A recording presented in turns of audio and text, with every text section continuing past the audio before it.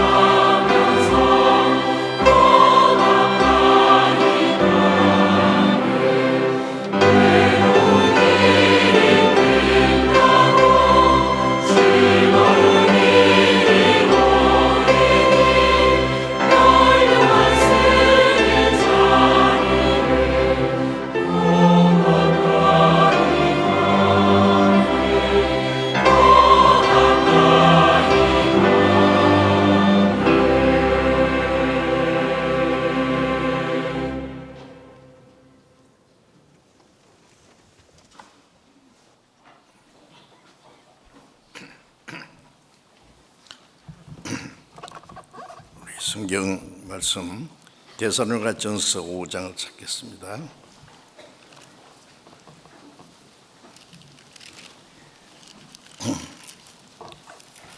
데살로니가전서 5장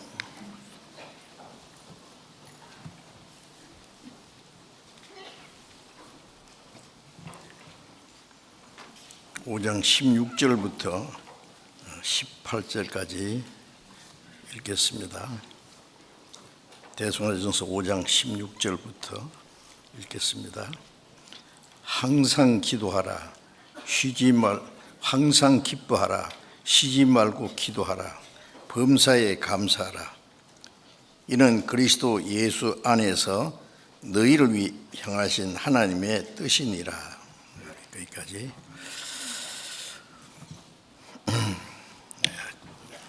지난 주계 수양회 때도 하나님의 은혜 가운데 잘 마쳤습니다. 그리고 새로이 참석하신 분들 다수가 구원을 받았으시라고 그렇게 믿습니다. 궁금하실까 봐 잠깐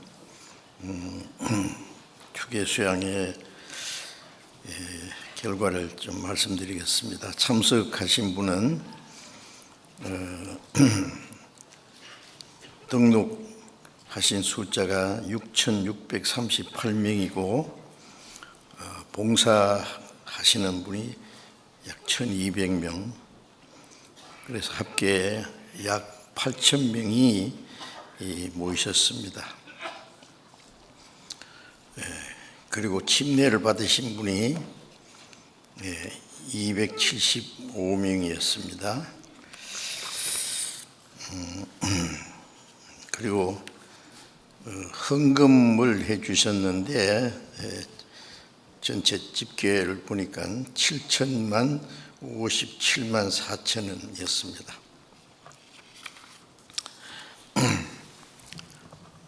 우리 수양관 건축을 위해서 귀하게 사용될 것입니다.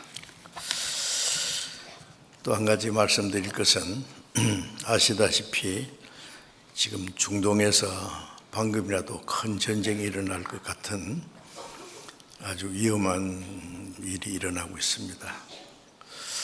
하마스가 이스라엘을 공격해가지고 많은 사람들을 인질로 잡아간 그 사건 때문에 가자 지구의 사람들이 수만 명이 죽었다고 합니다.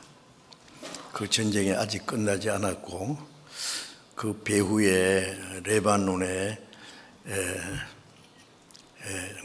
이 시리아와 이란이 또 뒤에 지원하고 있었기 때문에 헤즈볼라라 그러죠. 거기에 지도자들을 며칠을 그냥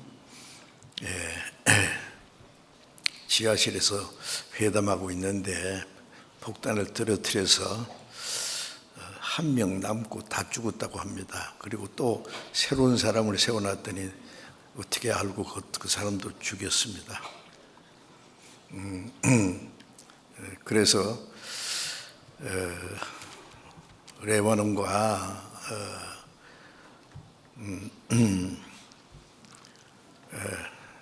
시리아, 이란 나라들이 이스라엘을 향해서 지금 자존심 싸움을 하는 건지 가만히 있지 않겠다 벼르고 있고 더 큰 전쟁이 일어날 위험도 있습니다.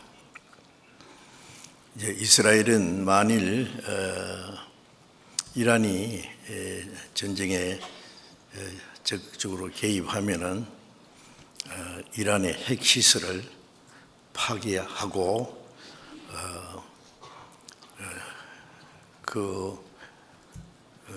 석유 시추하는 그 모든 시설들을 파괴할 수도 있다고 합니다. 이란이 옛날에 팔레비 왕 때는 친이스라엘 국가였는데 갑자기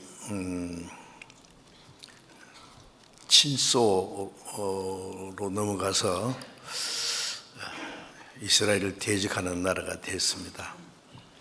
그리고 이스라엘 치기 위해서 핵무기를 많이 개발했다고 생각합니다. 그것은 이스라엘 치기 위한 준비입니다. 그것을 이스라엘이 잘 알고 있기 때문에 과거에 핵무기를 만드는 기술자를 여러 사람 죽였습니다. 그래도 지금 핵무기를 만들어 놓고 지하에다가 저장해 놨는데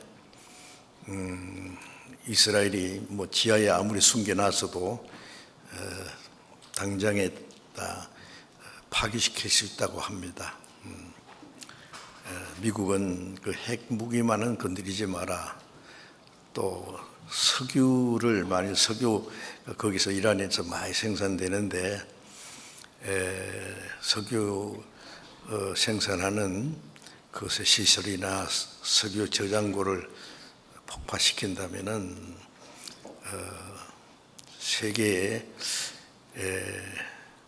기름값이 말할 수 없이 치솟을 수 있기 때문에 좀 많이 염려하고 있고 우리도 염려합니다. 그런데 이스라엘은 막무가내입니다. 어떤 말도 듣지 않습니다. 이스라엘은 아는 대로 2차 세계대전 때 전후해서 600만 명이 무자비하게 학살당하고 세계 가는 곳마다 그들은 온갖 순환을 당했기 때문에 이방인 복수한다고 하는 그 복수 사상이 있습니다. 이제 이스라엘 건드리기만 하면 너는 어느 나라든지 가만 안 두겠다. 그 조그마한 나라가 어떻게 그렇게 배짱도 있고 또 실제로 그 무력이 있는지 우리가 얼른 이해하기 어려운데 성경의 마지막 전쟁이 이스라엘에서 일어나게 기록이 되어 있습니다. 그 이스라엘이 사는 중동 거기가 바로 에덴 동산이 있던 자리고 예수님이 오셔서 복음이 시작된 자리고 또 마지막 인류 역사가 끝날 장소도 거기입니다. 그래서 에스겔 38장에 러시아가 이스라엘 치러 갈 때 거기서 마지막 전쟁이 미국과 여러 나라가 동시에 전쟁을 하게 되고 그건 누가 이기고 전는 전쟁이 아니라 하나님이 이 세상을 불로 심판하는 핵전쟁이 될 것이라고 우리가 알고 있습니다. 지금은 아직 그 마지막 전쟁은 스가랴 14장에 있는 대로 그 전쟁은 아직은 일어나지 아니라고 생각합니다. 순서가 조금 안 맞기 때문에 그리고 러시아가 이스라엘 치러 여러 나라를 대동하는데 그 앞잡이 노릇하는 나라가 이란으로 정확하게 기록되어 있습니다. 여러 나라 그 다음에 제일 앞잡이가 이란인데 정확하게 지금 그대로 있습니다. 이스라엘 대적하는 나라로서. 그래서 지금 세계는 이제 중동에서 제5차 전쟁, 중동 전쟁이 일어날 수도 있겠다. 5차는 이스라엘 독립하자마자 1차, 2차, 3차, 4차 전쟁이 있었고 그때마다 이스라엘이 대승리했습니다. 이제 5차 중동 전쟁이라는 것은 누가 이기고 지는 전쟁이 아니라 마지막 하나님의 세상을 심판하는 전쟁이 될 겁니다. 그날이 우리 앞에 얼마나 가까웠던 것을 우리가 잘 알고 있습니다. 아마 러시아가 우크라이나와 전쟁하고 있는데 그 전쟁이 아마 곧 끝나겠죠. 끝나면은 그 다음이 이제 러시아가 여러 나라를 대동하고 이스라엘 치러 갈 겁니다. 거기서 마지막 핵전쟁이 일어나고 역사가 끝나는 사건이 거기서 일어날 거예요. 그 사건이 우리 시대에 다가오고 있다는 것은 참 놀라운 일입니다. 그래서 베드로전서 4장 7절에 만물의 마지막에 가까웠으니 너희는 정신을 차리고 근신하여 기도하라. 우리 그리스도인들에게 한 말입니다. 만물의 마지막에 가까웠다는 거 우리도 알고 있습니다. 그래서 우리가 정신을 차려야 하는 것은 이 땅에는 진정한 소망도 행복도 없고 복음이 온 세계에 전파된 후에 세상 끝날이 온다는 말씀과 이 세상을 심판할 날에 가까웠기 때문에 그날이 우리 앞에 다가오고 있다는 걸 잘 알고 우리 그리스도인들은 정말 정신을 차리고 깨어서 기도하고 다시 오시는 주님을 맞이할 준비를 해야 되는 때라고 생각합니다. 그런 마음을 가지고 우리가 형식적인 종교생활을 그만하고 이제 그리스도인으로서 언제 주님이 다시 오실지라도 주님을 맞이할 수 있는 마음을 가지고 살아가야 되겠다고 생각합니다. 예수님이 이런 일이 된 걸 보거든 인자가 가까이 문 앞에 이르는 줄 알라 하고 주님 재림하시기 전에 이루어질 징조를 자세히 말씀하셨는데 그 징조가 우리 시대에 다 이루어졌습니다. 이제 더 이상 이루어질 것 없고 마지막 전쟁만 남아 있습니다. 자, 그렇게 생각하고 이 마지막 때 우리가 구원받았다는 것이 얼마나 큰 은혜고 축복인지 모릅니다. 그리고 우리는 구원받았다고 좋아할 것만 아니라 이제 하나님의 뜻에 순종하는 생활,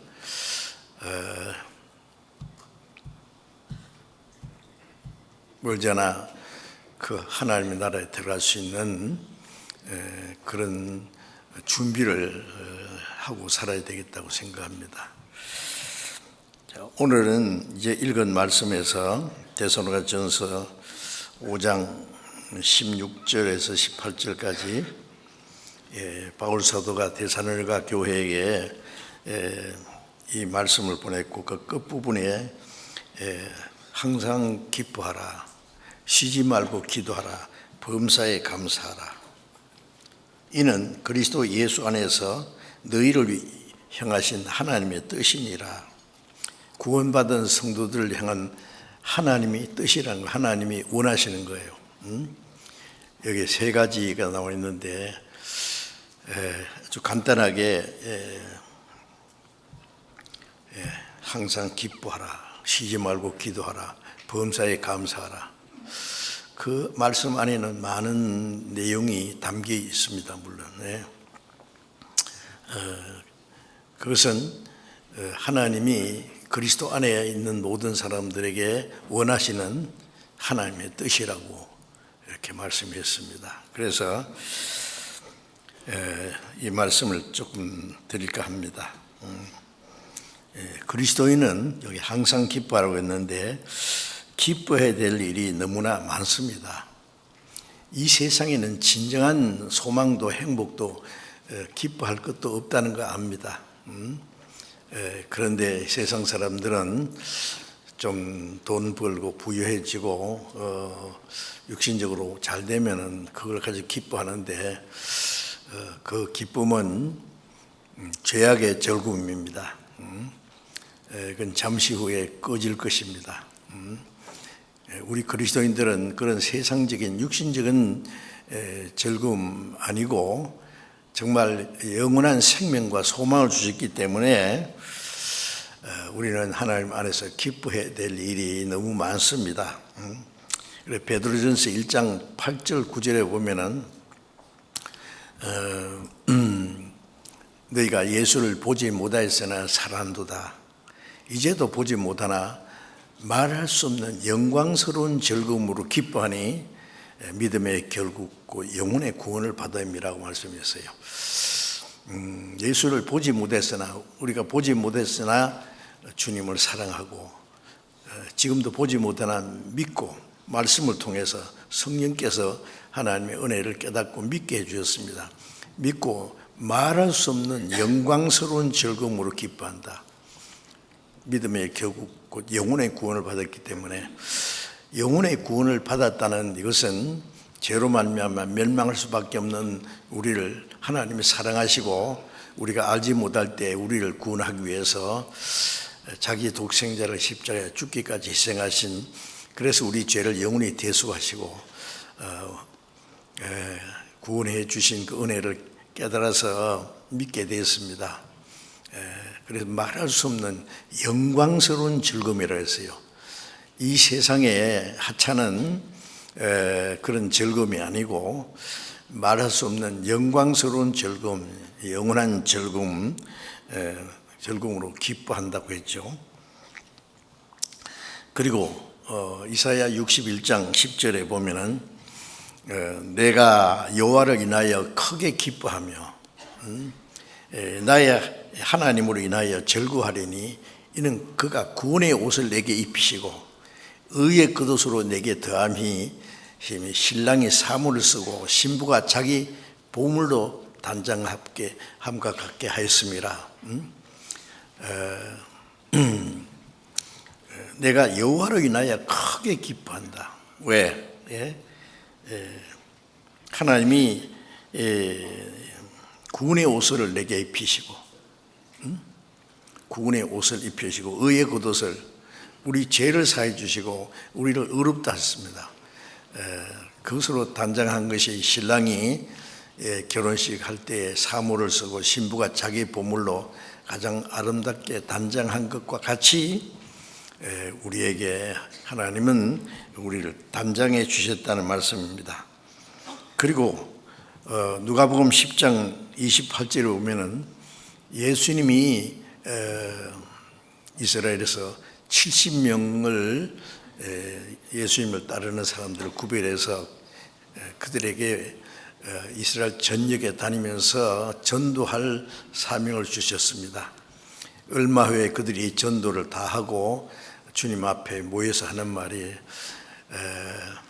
주의 이름으로 귀신들도 우리에게 항복하더이다 그랬어요. 예수님을 통해서 기적이 나타나고 심지어 귀신이 자기들이 항복했다 그러면서 너무 기뻐서 말했습니다. 그때 예수님이 귀신이 너에게 항복하는 것을 인하여 기뻐하지 말고 너희 이름이 하늘에 기록된 것으로 기뻐하라 하셨어요. 우리가 세상에 하나님이 주신 은혜 여러 가지 기적도 있을 수 있고 있는데 그것을 기뻐할 것이 아니라 우리가 제일 기뻐할 것은 우리를 구원해 주시고 우리의 이름이 하늘나라의 생명책에 기록된 것이 가장 기쁜 일이라고 해요. 그것으로 인해서 기뻐하라고 그렇게 말씀하셨습니다. 그리고 하박국 3장 17절 18절에 보면은 하박국 선지자가 이때 이스라엘 사람들이 바벨론 포로 잡아가 돌아간 후에 육신적으로 굉장히 어려운 일이 많았습니다. 그래서 비록 무화과 나무 무성치 못하고 포도나무에 열매가 없고 감람나무에 소출이 없고 밭에 식물이 없고 우리의 양이 없고 외양간에 소가 없을지라도 사람 없는 것밖에 없어요. 아무것도 없습니다. 그래도 나는 여호와를 인하여 즐거워하며 나의 하나님으로 인하여 구원의 하나님으로 인하여 기뻐하리로다. 이 말씀 보면은 우리 어때요?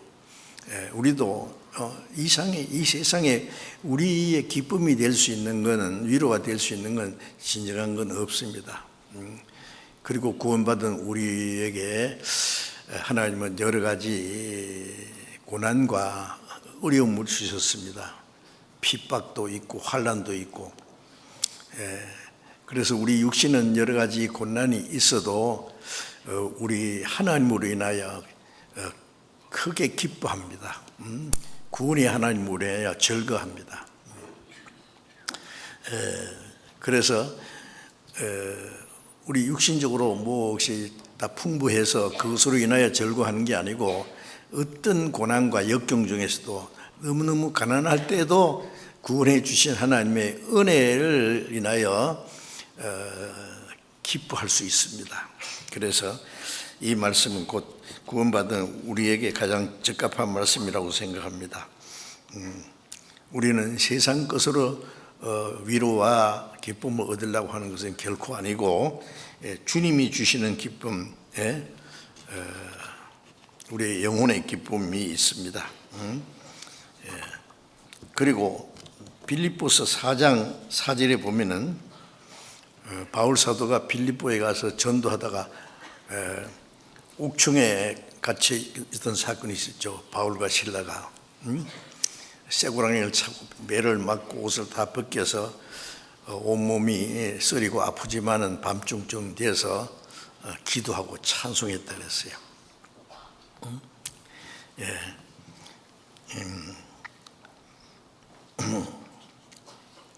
그리고 옥을 지키던 간수장이 그날 이제 옥문이 열리고 죄수가 다 도망간 줄 알았는데 이 바울 사도 실라가 이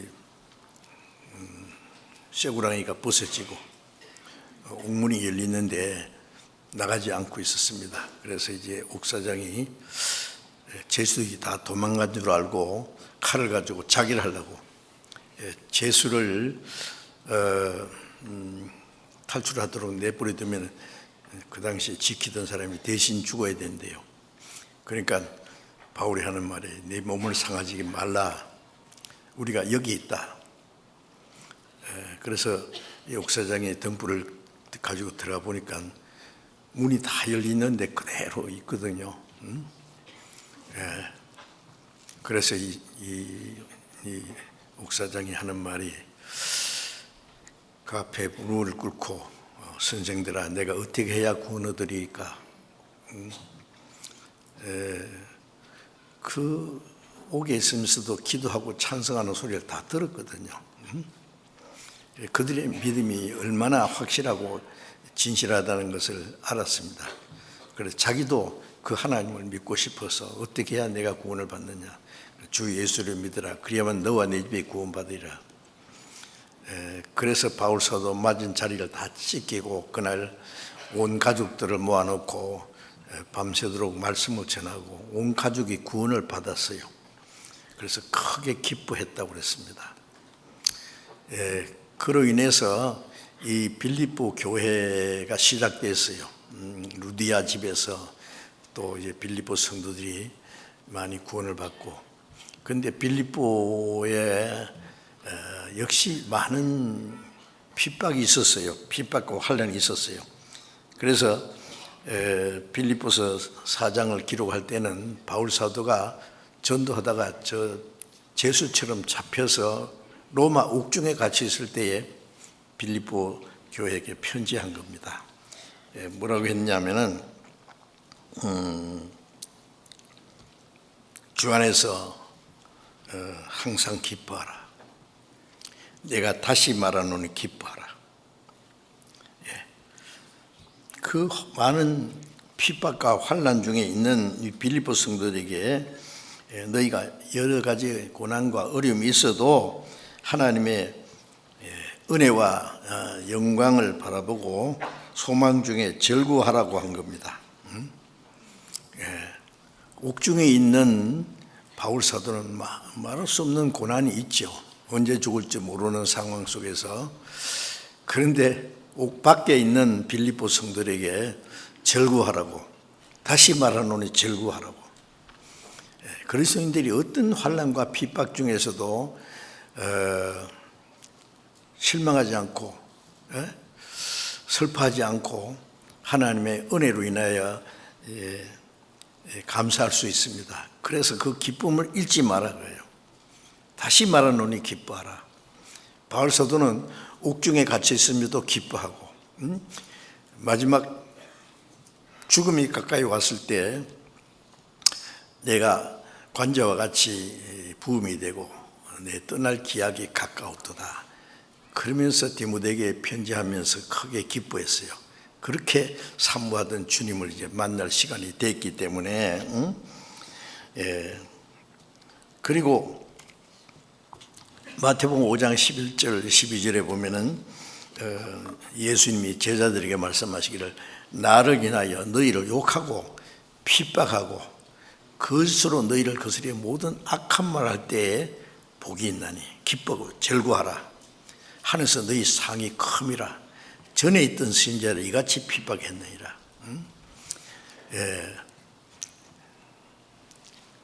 사도들을 핍박하고 성도들을 욕하고 그랬지만은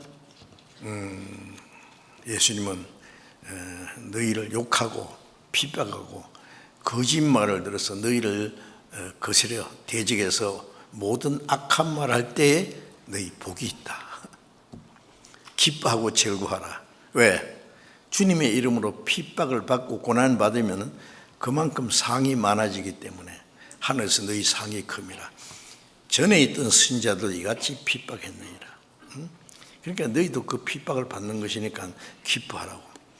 그래서 많은 고난과 환난 중에도 성도들은 정말 기뻐할 수 있습니다. 그래서 항상 기뻐하라. 어떻게 사람이 항상 기뻐할 수 있어요? 우리는 육신적으로 즐거움, 좋은 날이 있으면 기뻐하고 또 어려움이 있으면 또 걱정하고 슬퍼할 수도 있습니다. 왜 항상 기뻐할 수 있느냐? 우리는 영원히 구원을 받았고 영원한 소망이 있고 멀지 않아 다시 오실 영광스러운 주님을 기다리는 그 믿음이 있기 때문에 우리는 어떤 가운데서도 실망하지 않고 기뻐할 수 있습니다. 그래서 사도행전 5장 41절에도 보면은 사도들이 복음을 전하는 가운데 얼마나 많은 고난을 받았는지 모릅니다. 그 사도들은 주님 이름을 위해서 많은 환난과 고난을 받았지만 주님의 이름을 위해서 능력 받는 일에 합당한 자로 하나님이 여기주심을 기뻐했다 그랬어요. 우리는 주님을 위해서 복음을 위해서 능력을 받고 환난을 받은 것에 대해서 기뻐했다고 했어요. 참 놀랍지 않습니까? 우리는 어떤 환난과 고난이 있어도 죽음이 와도 그 앞에서 기뻐할 수 있습니다. 왜 그러냐면은 죽음으로 우리의 소망을 끊을 수 없고 육신의 죽음이 오면은 그날도 주님을 만나는 날이거든요. 바울 사도는 전도하면서 헐벗고 굶주리고 자지 못하고 먹지 못하고 춥고 떨고 감옥에 수없이 가르치고 매를 수없이 맞고 여러 번 죽을 뻔하고 그랬는데 그 항상 기쁨이 넘치고 주님 앞에 가기를 간절히 사모했습니다. 내 육신을 떠나서 빨리 주님 앞에 갔으면 좋겠다. 몇 번이고 구원받은 사람은 어떤 고난과 심지어 죽음이 와도 실망하지 않습니다. 여러 가지 고난이 오면은 그리스도와 함께 영광 받기 위하여 고난도 함께 받아야 될 것이니라. 주님과 함께 영광을 받기 위해서 받는 고난이고 또 우리가 세상을 떠나면 그 영광스러운 주님을 만나니까요. 최고 기쁜 겁니다. 전에 동해에서 그 미 함대가요 하나 납북당해가지고 북한으로 끌려갔잖아요. 거기 수십 명 미군이 타고 있었습니다. 그런데 그 미군 한 사람이요 나중에 살아서 돌아와서 그가 쓴 책이 있어요. 조그마한 책이 있는데 그거 보면은 잠깐 와서 하는 말이 나는 오늘 10시 10분에 주님을 만난다 그러더래요. 무슨 말인가 하면은 내가 10시 너는 10시에 죽을 거다 그랬기 때문에 10시에 내가 죽으면은 10시 5분이나 10분은 주님을 만나는 시간이다. 그걸 기뻐하면서 자기 침상에 가서 시큰 자더래요. 베드로도 야고보가 그 전날 목 잘려 죽었는데 베드로도 죽이려고 옥에 가뒀잖아요. 그런데 이게 밤새도록 울면서 통곡했습니까? 아니요. 깊이 잠들었어요. 내일은 주님 만난다 그런 마음 가졌을 거예요. 너무 편안하니까 그 천사가 막 옆구리를 발로 차서 깨웠잖아요. 자, 우리는 어떤 환난과 어려움이 와도 우리 마음에 주신 그 평안과 기쁨을 잃어버리면 안 되겠죠. 그래서 베드로전서 4장 13절에 오직 너희가 그리스도의 고난에 참여하는 것으로 기뻐하라. 이는 그의 영광을 나타내실 때에 너희로 즐거워하고 기뻐하게 하려 합니다. 주님이 나타나실 때에 우리가 주님과 함께 그 즐거움과 기쁨에 참여할 것이기 때문에 우리가 어떤 환난과 고난이 있을 때에 실망하는 것은 자기 믿음의 연약함을 보이는 것이라고 할 수 있습니다.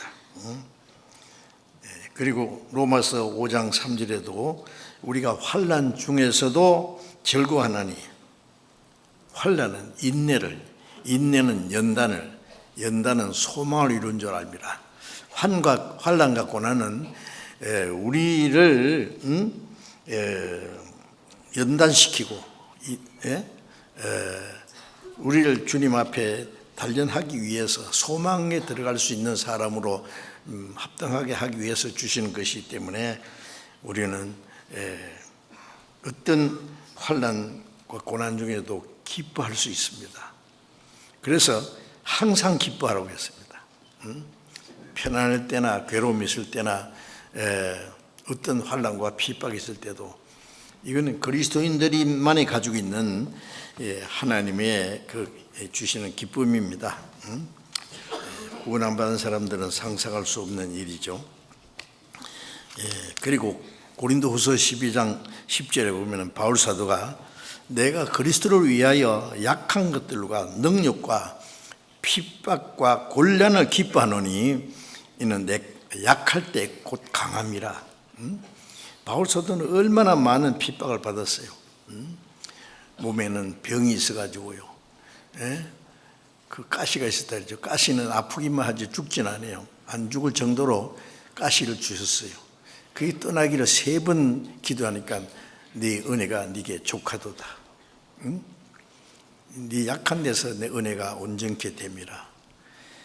그 육신의 병도 있었고 능력과 핍박과 곤란, 헐벗고 굶주리고 그걸 기뻐한다 그랬어요. 왜? 약할 때 곧 강함이라. 약할 때 하나님의 능력이 함께 계시는 것을 더 알 수 있기 때문에 그렇습니다. 그리고 느헤미야 8장 10절에 보면은 여호와를 기뻐하는 것이 너희 힘이니라 그러세요. 하나님을 기뻐하는 것이 우리의 힘이다 그거예요. 힘. 어떤 고난과 환난 중에도 우리가 슬퍼하거나 실망하지 않고 하나님으로 인하여 기뻐하는 것이 하나님이 주시는 능력이다 그 말씀입니다. 그래서 시편 37편 4절에 보면 하나님을 기뻐하라. 그러면 네 소원을 이루어 주시리라 그런 말씀이 있어요. 내가 하나님으로 기뻐하고 즐거워하면 그 간절한 소원은 또 이루어 주십니다. 하나님 그걸 보시기 원하시거든요. 그 육신이 모든 게 잘 됐을 때 기뻐하는 것은 그거는 하나님이 주시는 진정한 즐거움이라고 할 수 없습니다. 그리고 데살로니가전서 1장 6절에 보면은 데살로니가 성도들은 많은 환난과 고난 중에서 성령의 기쁨으로 도를 받았다 그랬어요. 데살로니가는 많은 핍박이 있었습니다. 그런데 핍박과 환난 중에서도 성령의 기쁨으로 말씀을 받았다. 많은 환난 중에 또 말씀을 인하여 그들은 기뻐했습니다.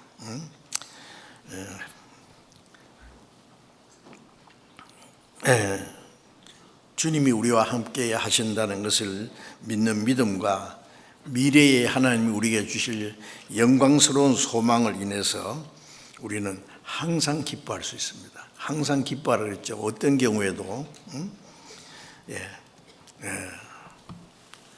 어떤 환난과 고난이 있을지라도 주님이 거기에 같이 계시고 주님이 그것을 이길 수 있는 힘을 주시고 우리에게 더 큰 은혜와 영광스러운 상급을 주실 것을 믿기 때문에 우리는 기뻐할 수 있습니다. 그리스도인들이 어떤 고난과 어려움이 있다고 시무룩해가지고 슬퍼하고 실망한다면은 하나님이 싫어하실 거예요. 우리는 어떤 고난과 어려움 중에도 그 기뻐할 수 있는 기쁨이 있습니다. 그 기쁨을 빼앗기면 안 됩니다. 하나님을 기뻐하는 것이 너희 힘이라고 그랬죠. 그게 사도들은 얼마나 많은 핍박을 받았습니까? 바울 사도는 헐벗고 굶주리고 자지 못하고 먹지 못하고 죽고 떨고 돌에 맞아서 죽었다고 다 내버리는데 또 살아서 전도하고. 자, 우리도 그 믿음을 본받아서 항상 기뻐하라 말은 어떤 일이 있어도 그 기쁨을 잃지 말아야 된다는 말씀입니다. 그리고 17절에 쉬지 말고 기도하라고 했죠. 쉬지 말고 기도하라.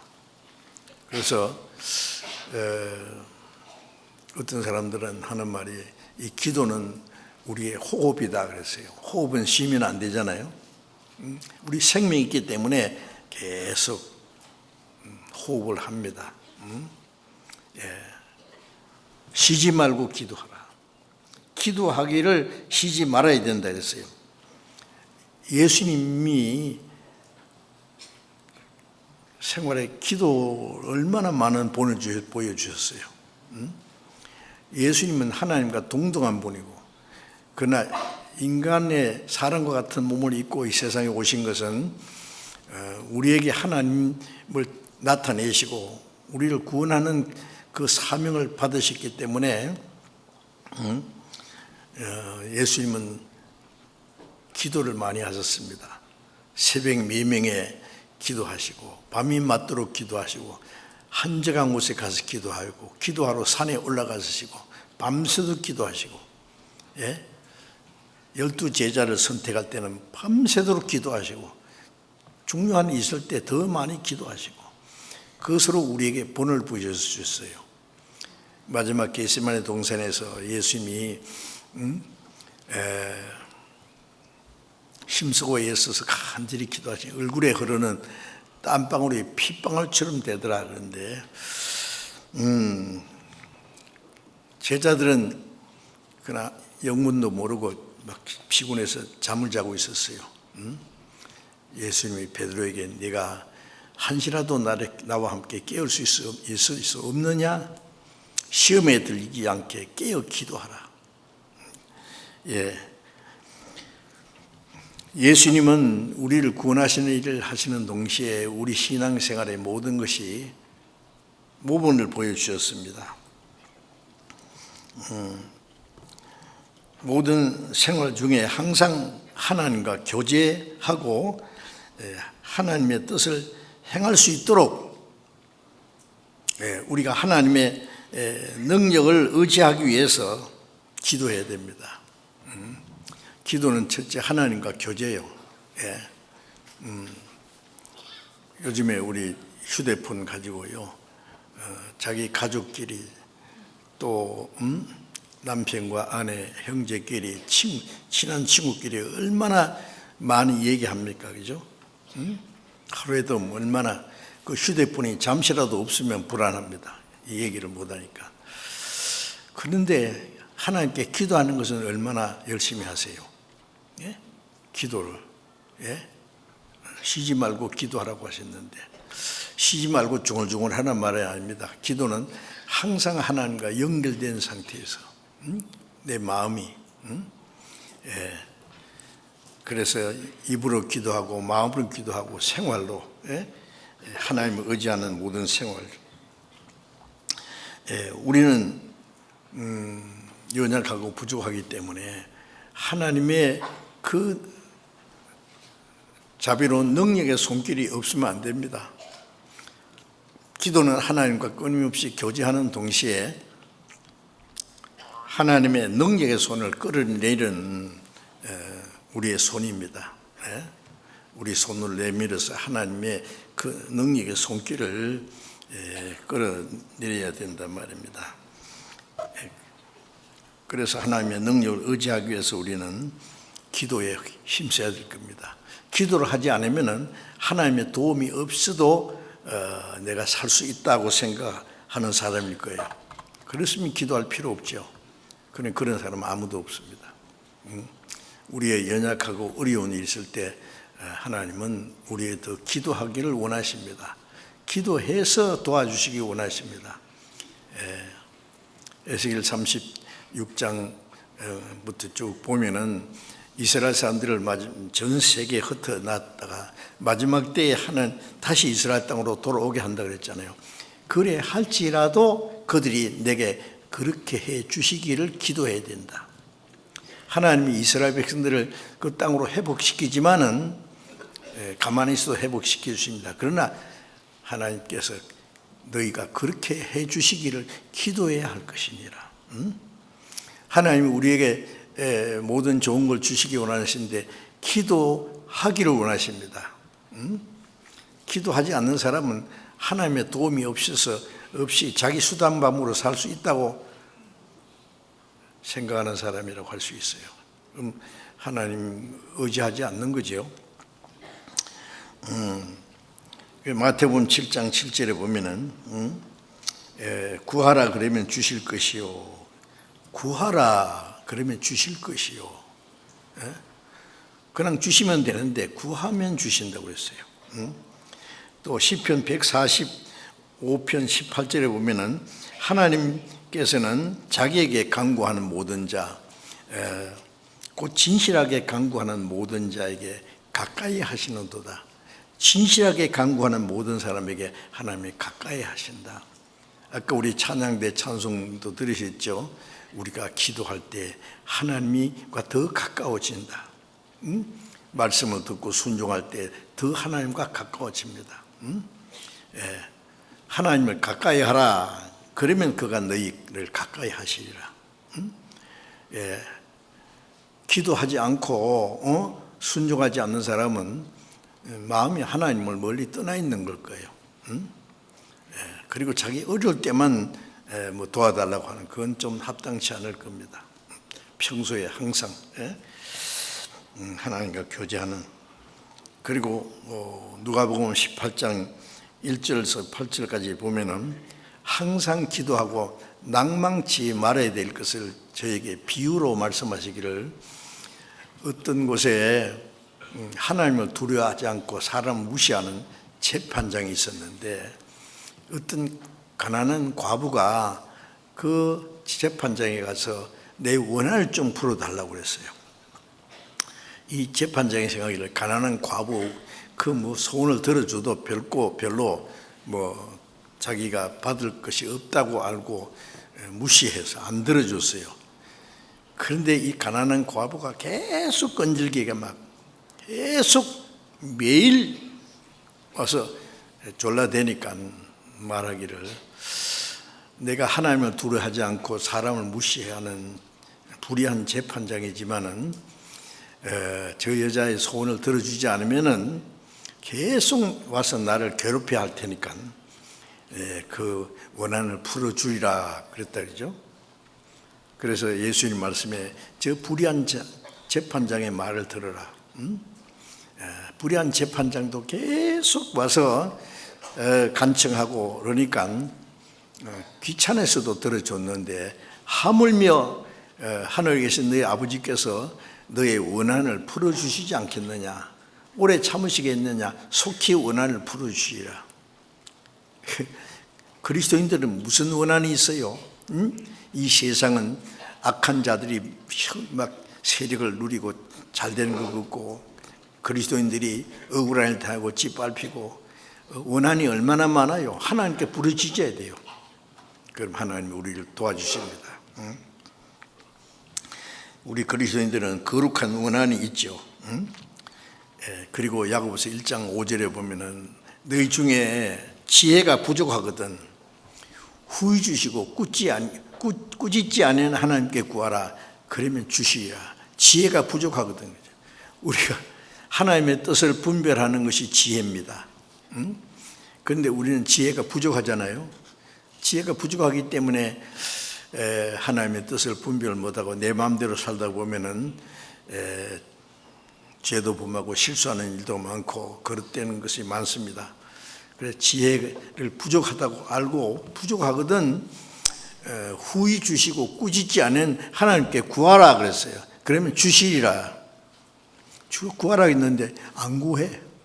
응? 지혜 필요 없습니까? 응? 지혜도 주시고 능력도 주시고 하나님의 뜻대로 살 수 있도록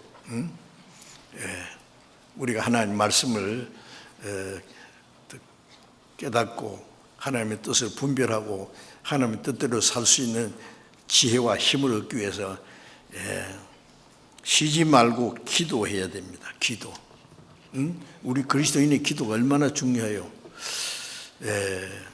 우리 전도인들은 더 많이 기도해야 되죠. 기도하는 것과 말씀 전하는 것을 전무하려고 했어요. 그런데 우리 교회에서는 성경은 많이 읽고 외우고 배우고 아는데 기도가 부족한 것 같아요. 그렇죠? 기도. 그런데 구원 안 받은 사람은 막 금식 기도도 하고 철학 기도도 하고 산기도 하고 대단합니다. 구원 안 받은 사람이 저 산속에 가서 아버지 그러면 마귀가 오냐 내 아들아 그럴 거예요. 주시옵소서 뭘 성령을 그러면 귀신 들어갑니다. 안 들어주세요. 구원받은 우리는 하나님이 들으신다고 하는데 우리는 왜 기도 안 하느냐고요. 기도 안 하고 자기 수단 방법대로 하려고 어려움 있으면 근심 걱정하고 기도할 수 있는데 왜 그래요? 모든 걸 하나님께 토하고 하나님께 맡기면 하나님이 들어주신다고 했는데 요한일서 5장 14절 15절에 보면은 그를 향하여 우리의 가진 바 담대한 것이 것이니 그의 뜻대로 무엇을 구하면 들으심이라. 우리가 하나님 앞에 담대한 게 뭐냐면 하나님의 뜻대로 구하면 들으심이라. 그리고 그의 뜻대로 구하면 들으신 줄 아는 적 구한 그것을 또 받은 줄로 아느니라. 하나님 앞에 담대히 기도할 수 있는 것은 하나님의 뜻대로 기도하면, 내가 하는 기도가 하나님의 뜻에 합당하다고 생각하면은 담대히 기도해야 돼요. 하나님 들으실 줄 믿고. 그리고 하나님의 뜻대로 기도한 것은 받은 줄로 믿어라. 그러면 그대로 되리라. 기도에 대한 많은 약속이 있습니다. 그리고 사무엘상 12장 23절에 보면 사무엘이 백성들에게 말하기를 나는 너희를 위하여 기도하기를 쉬는 죄를 결단코 범하지 않겠다. 사무엘은 이스라엘 백성들을 위해서 기도하기를 쉬는 죄, 기도를 안 하는 죄라 그랬어요. 죄를 결단코 범치 아니하리라. 자, 기도를 할 수 있는데 하나님의 뜻대로 살기 위해서, 복음을 전하기 위해서, 주님을 위해서 사는데 하나님의 능력을 의지하고 하나님의 도우심이 필요해서 기도해야 되는데 기도 안 하는 것은 그것이 죄라고 말해요. 기도하기를 게을리하는 쉬는 죄. 제자들이 시험에 들지 않게 깨어 기도하라는데 기도 안 하니까 다 시험에 들어서 예수님 잡혀갈 때 다 도망갔잖아요.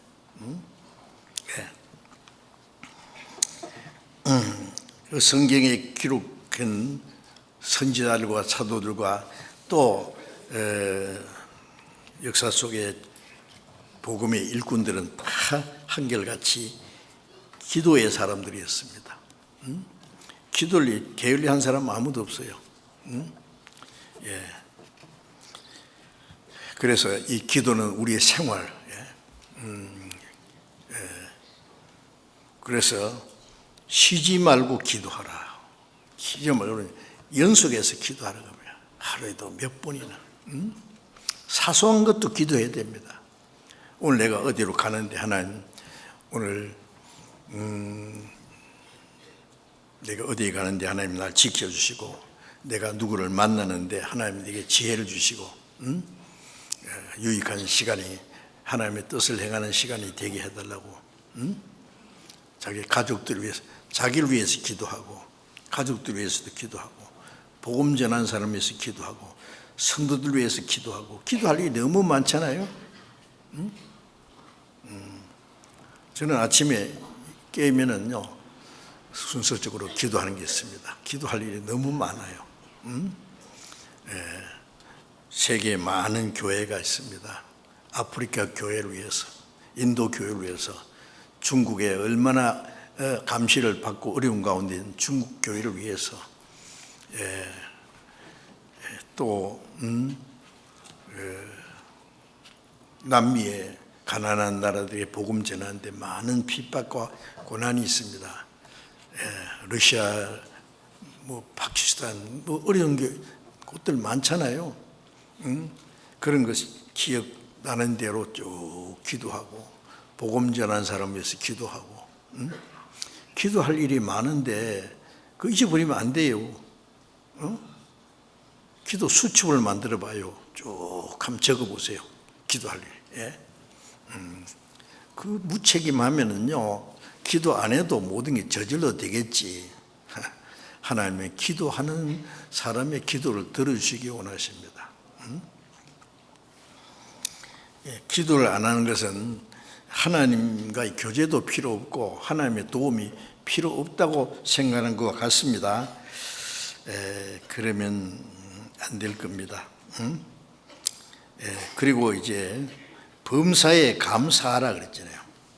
범사라는 것은 모든 일, 어떤 일이 있어도, 어떤 경우에도 감사하라는 말씀입니다. 에베소서 5장 20절에 보면은 범사에 우리 주 예수 그리스도의 이름으로 하나님 아버지께 감사하라. 범사에 우리 주 예수 그리스도로 말미암아 아버지 하나님께 감사하라. 그리스도인들은 모든 일을 하나님께 아뢰고 감사할 수 있어요.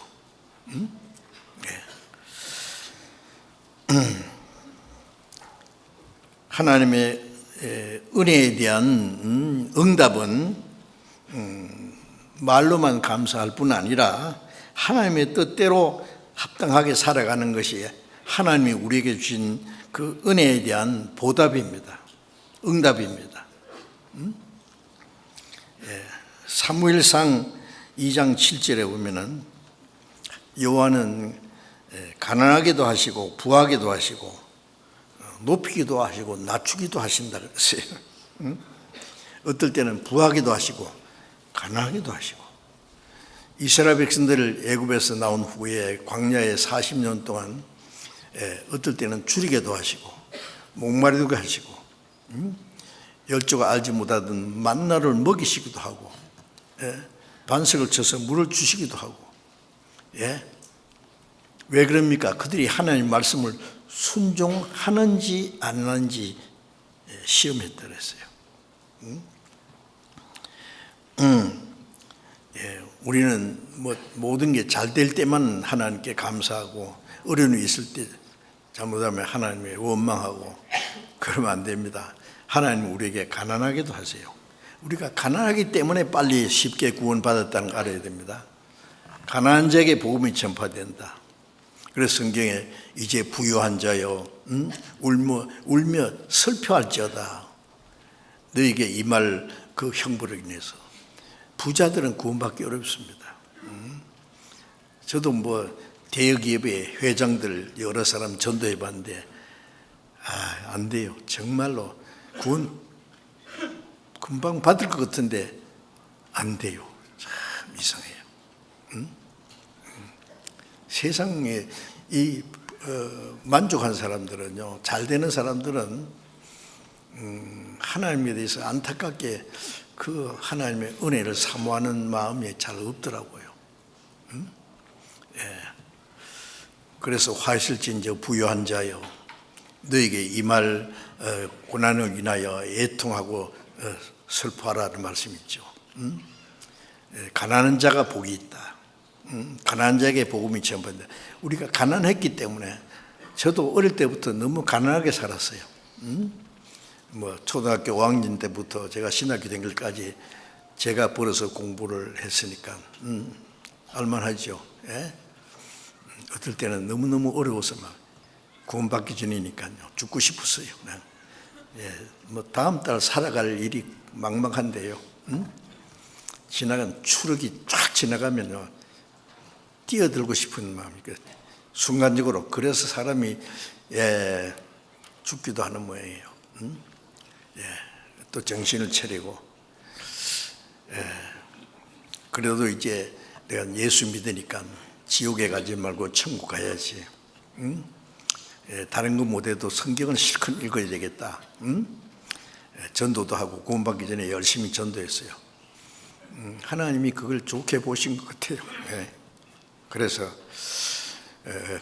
성경 배워도 보니 내 믿음이 뭔가 잘못된 걸 알고 거듭나지 않으면 하늘나라 볼 수 없다는 걸 알고 내가 쭉 살펴봤어요. 언제 거듭났는가.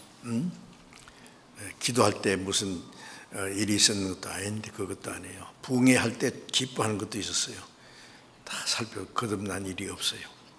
나는 거듭나지 않았다. 그때는 벌써 신학교 다니면서 목회를 2년 동안 했을 때인데 사람들은 저 믿음이 좋다고 그러고 막 저를 칭찬해 줬는데 난 믿음이 잘못됐다는 거, 거듭나지 못했다는 걸 알고 누구한테 말할 수도 없고 이제 죽으면 나는 지옥 간다.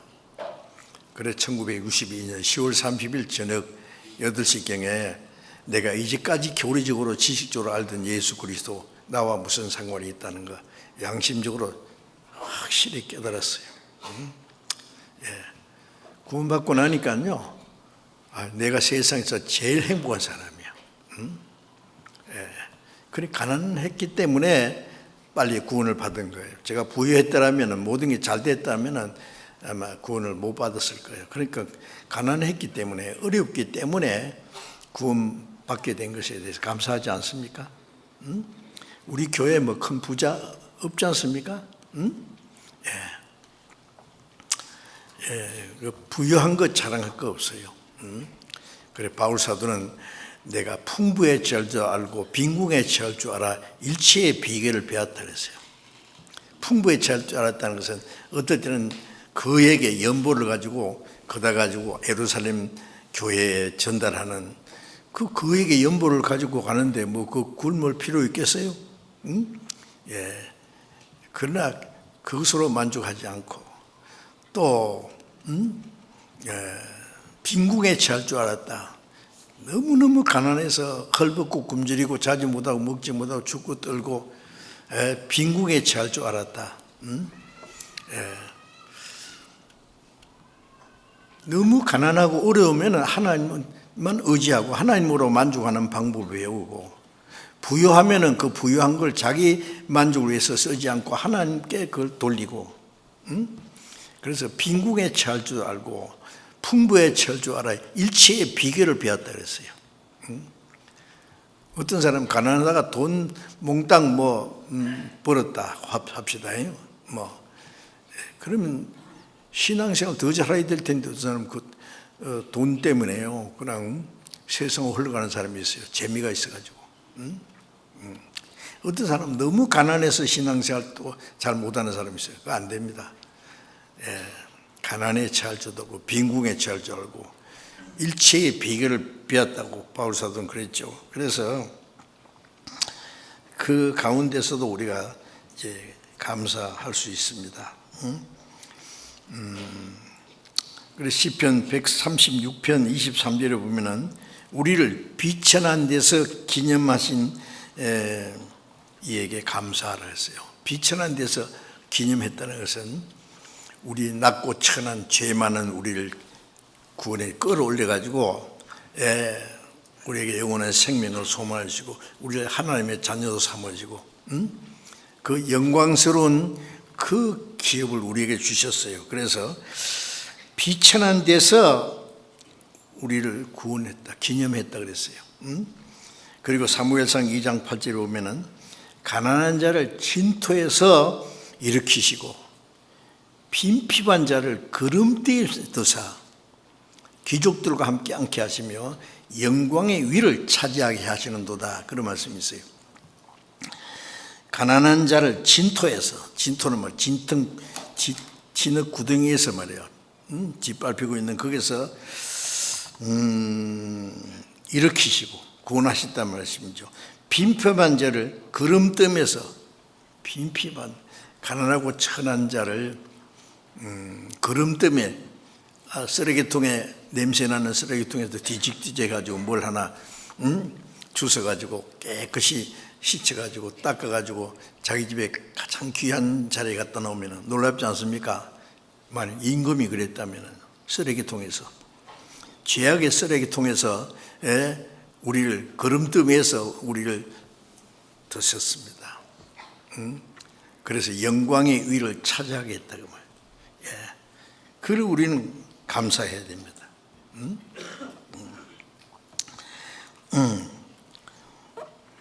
다니엘 6장 10절에 보면은 다니엘은 바빌론의 포로 생활 중에서도 하루에 3번씩 무릎을 꿇고 하나님께 기도하면서 하나님께 감사하였더라 그랬어요. 포로 생활 중에 얼마나 어려움이 많겠어요. 그런데도 하루에 3번씩 무릎을 꿇고 하나님께 감사했다. 감사해. 원망하지 않고 감사했습니다. 참된 신앙생활은 범사에 하나님께 감사하는 것입니다. 감사하는 거.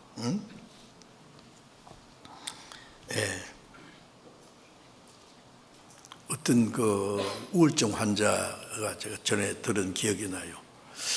의사가 그러대요. 당신 하루에 몇천 번씩 감사하다는 말을 계속 해보라고. 감사합니다. 감사합니다. 감사합니다. 자나깨나마 감사합니다. 그러면 병이 나을 거라고. 그러니까 그거 한다고 병이 낫겠나 그런데 해보라고. 계속 감사하다는 말을 막 연속하다 보니까 어느샌가 병이 나았대요. 그럴 수도 있을 것 같아요. 우리가 그 병이 나고 어려움 있고 고난이 있을 때는 자기 스스로 슬퍼하고 열등감을 가지고 원망하는 마음도 있고 그랬을 텐데, 감사하는 마음이 생기면은요 그 고난에서 벗어납니다. 병도 고쳐줄 거예요. 감사한 마음이 있으면. 그래서 빌립보서 4장 6절에 아무것도 염려하지 말고 오직 모든 일에 기도와 간구로 너희 구할 것을 감사함으로 하나님께 아뢰라 그랬죠. 감사함으로. 아무것도 염려하지 말고 오직 모든 일에 기도와 감사함으로 간구로 너희 구할 것을 감사함으로 하나님께 아뢰라. 아무것도 염려하지 말고. 그러면 평강의 하나님이 너희 마음과 생각을 지키시리라. 아무것도 염려하지 말고 감사함으로 기도하라는 것은 하나님이 기도를 들어주실 걸 믿고 하나님의 뜻대로 이루어주실 걸 믿고 감사함으로 하나님께 아뢰라 그랬어요. 내 모든 사정을. 그래서 우리는 매일 우리에게 주시는 은혜로 생활 중에 도우시는 그 우리 가운데 역사하시는 하나님의 능력으로 우리 주변에 구원받은 사람들 더 많이 일어나는 것에 대해서 우리는 감사해야 될 겁니다. 그렇죠? 우리는 감사할 조건이 너무 많아요. 어려운 일 때문에 아이고 내신세야 그러고 슬퍼하고 실망하고 원망하고 그런 마음이 있으면 안 됩니다. 어떤 경우에서도 주님이 나와 같이 계시고 나를 도우시고 하나님의 은혜로 나를 구원해 줄 뿐 아니라 멀잖아 주님 오셔서 그 영광에 우리를 데려가실 그 소망을 가지고 감사해야 됩니다.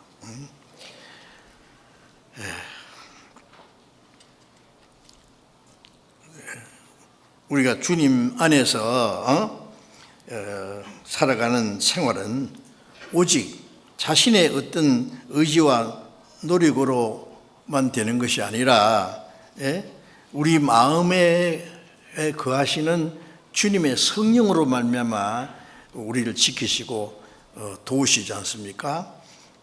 그래서 성령의 그 도우심을 의지하면서 우리는 하나님께 감사해야 될 겁니다. 성령의 인도하심과 그 하나님의 뜻에 따라서 살아가면은 항상 기뻐하고 또 기도하고 범사에 감사할 수 있을 겁니다. 이 세 가지는 바울 사도가 말씀하신 대로 항상 기뻐하라, 쉬지 말고 기도하라, 범사에 감사하라. 이는 그리스도 예수 안에서 너희를 위하여 행하여 하나신 하나님의 뜻이니라. 그것은 우리를 향하신 하나님의 뜻이라 그랬어요. 우리 신앙생활에 모든 사람에게 신앙생활에 가장 중요한 것이 그 우선 세 가지라고 합니다. 그 신앙생활의 그 요소입니다. 항상 기뻐하고 또 쉬지 말고 연속적으로 기도를 하고 또 모든 일에 어떤 일이 있어도 감사하는 마음, 그게 우리 신앙생활에 가장 중요한 것이라고 생각합니다. 그렇게 하고 있는지 우리 자신을 좀 살펴보고 정상적인 신앙생활에는 그것이 필요합니다. 그리스도 안에서 하나님이 너희를 향하신 하나님의 뜻이라고 했잖아요. 하나님의 뜻이. 하나님의 뜻이라면 하나님이 우리를 향해서 원하시는 겁니다. 그걸 원하셔요. 그리고 우리는 그렇게 하고 있는지 자기를 좀 반성하고 돌아보면서, 그렇지 못하면 그렇게 하도록 노력해야 돼요. 우리 생활에 항상 기뻐할 수 있습니까? 바울 사도는 헐벗고 굶주리고 매를 맞고 춥고 떨고 빌립보 옥중에서도 전도하다가 그 옥중에서 옷을 다 벗기고 온몸이 막 채찍에 맞고 쇠고랑이를 차고 바울과 실라가 있는데 밤중에 기도하고 찬미했습니다. 야고보서에 보면 그랬죠. 고난 당하는 자가 있느냐, 저희는 기도할 것이요. 기뻐하는 자가 있느냐, 저희는 찬송할 것이니라. 고난 당할 때 우리는 더 간절히 기도하고,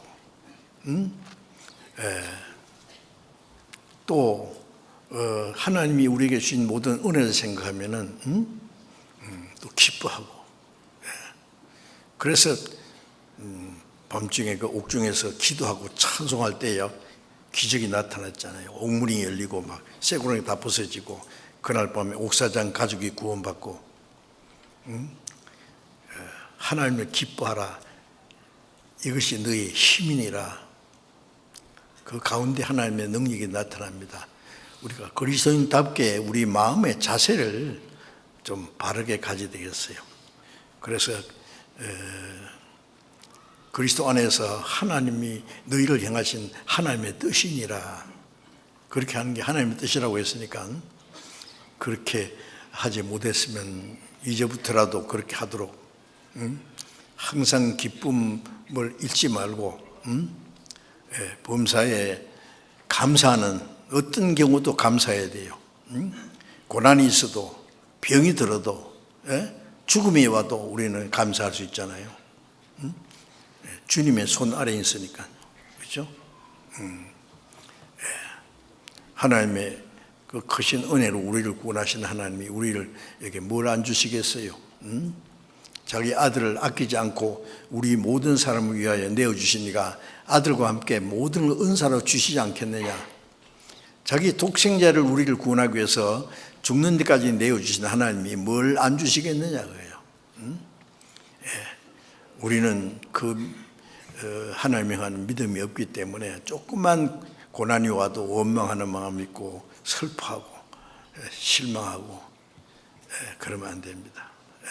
그 믿음이 연약함을 보여주는 겁니다.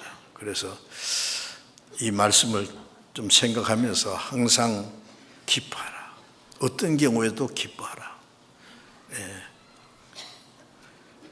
쉬지 말고 기도하라. 기도하기를 쉬지 말아야 돼요.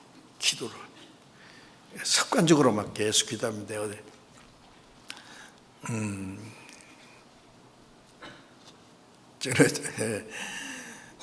제 아내가 이제 차를 운전해서 어디 가도 꼭 기도가 나옵니다. 하나님 지켜주십시오. 제 자녀들 위해서도 기도합니다. 제 하나밖에 없는 아들이 워싱턴 교회를 담임하고 전도하고 있습니다. 들어보면은 열심히 잘하고 있다 그래서 너무 감사합니다. 매일 기도합니다. 손자들, 손녀들을 위해서도 기도합니다. 계속. 전도인들을 위해서도 기도합니다. 기도할 일이 너무 많잖아요. 기도 노트를 그 기도 수첩을 만들어 놓고 쭉 써가면서 해도 돼요. 그러면 이제 그걸 계속 하다 보면 뭐 볼 필요 없이 그냥 저절로 기도 제목이 떠오르고 기도를 저를 위해서 기도하시는 분이 아주 많다는 거 압니다. 그래서 저는 자주 우리는 목사님을 위해서 저는 목사님을 위해서 매일 기도합니다. 그러면요, 예, 열심히 기도해 주세요. 너무 감사하고 힘이 납니다. 기도한 사람이 많으면 그만큼요, 나를 돕는 군대가 많아지는 겁니다.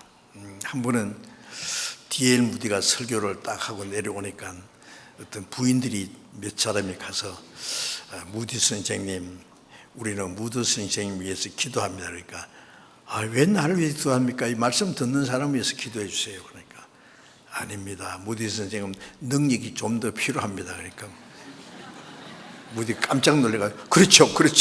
날 위해서 기도해 주세요. 기도 필요 없는 사람은 없어요. 날 위해서 기도하고 말씀 듣는 청중들을 위해서 기도하고 기도할 일이 많죠. 우리 기도는 헛되지 않습니다. 하나님이 우리 기도와 간절한 소원을 들어주십니다. 기도처럼 위대한 것이 어디 있습니까? 그래, 그리스도인은 무릎으로 사는 것이다. 신앙생활이 꼭 무릎을 꿇어도 되고 안 꿇어도 걸어 다니면서도 기도해도 돼요. 앉아서도 기도해도 되고 저녁에 피곤해서 자다가도 기도해도 돼요. 기도하다가 아멘 안 하고 잠들어도 하나님이 뭐라고 안 하십니다.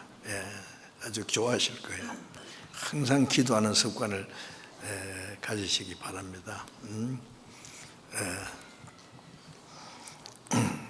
그래서 이 세 가지는 하나님 그리스도 안에서 하나님이 우리를 행하신 하나님의 뜻이라 했으니까 그 하나님의 뜻을 우리도 행해야 되겠습니다. 같이 기도하겠습니다. 자비로우신 우리 아버지 하나님, 하나님이 작정하신 이 마지막 시대에 이 세상 많은 사람 가운데 우리를 먼저 불러 구원해 주시고 이 세상에서 우리를 거룩하게 구별해 주시고 주님이 함께 역사하시는 교회 안에서 하나님과 교제하며 말씀에 순종하며 복음을 전하며 하나님의 뜻과 영광 안에서 살아갈 수 있도록 우리를 지키시고 도와주시는 그 은혜 감사합니다. 우리에게 주신 은혜를 생각하면 우리는 기쁨과 감사가 넘칩니다. 그리고 우리는 항상 연약해서 하나님의 도우심을 구할 수밖에 없습니다. 우리의 간절한 기도와 소원을 들어주시고 우리의 남은 생에 하나님의 뜻과 영문에서 살아가는 데 부족함이 없도록 지켜주시고 다스려 주시옵소서. 모든 것 주님께서 인도해 주시기를 간절히 의지하며 우리 주 예수님 이름으로 기도드렸습니다.